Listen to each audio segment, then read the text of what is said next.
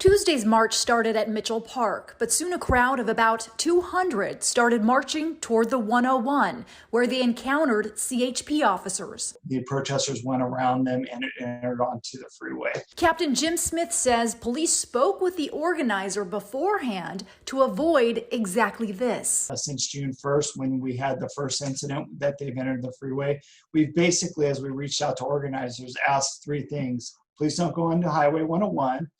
Don't commit acts of violence, and don't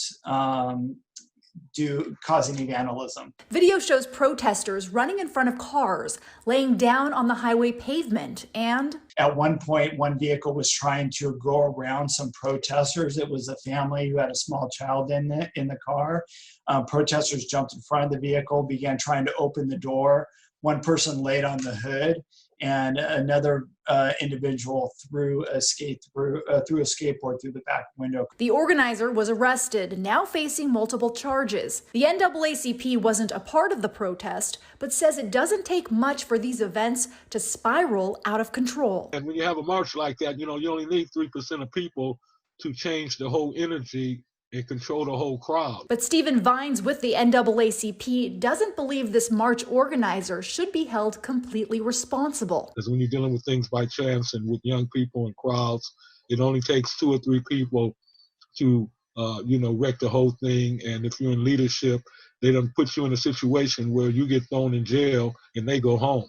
Vine says organizers, especially younger ones, need to understand guidelines and safeguards so their true message can be heard. That we need systemic change within our community, especially this community, all communities, when it comes to race relations. In Santa Barbara County, I'm Janelle Padilla, Fox 11 News. Every day brings new challenges. Literally every day brings new challenges, but it also brings opportunities. Dr. Holly Eads has been an educator on the Central Coast for 25 years.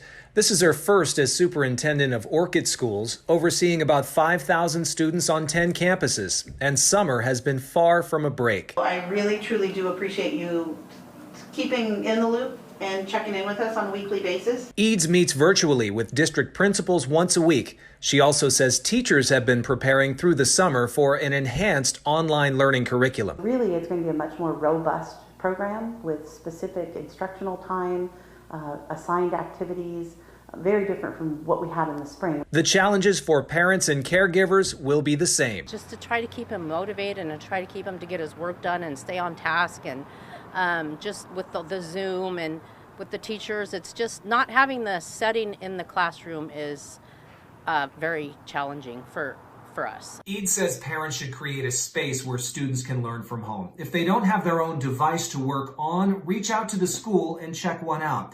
And if you have any problems, reach out to your child's teacher or principal. We want to hear about it so that we can make improvements, so we can really reach our kids and provide them with the education that they deserve. According to the governor's order, in-person learning cannot resume until the county is off the state's watch list for 14 consecutive days. Reporting for your local news channel, I'm Scott Hennessy.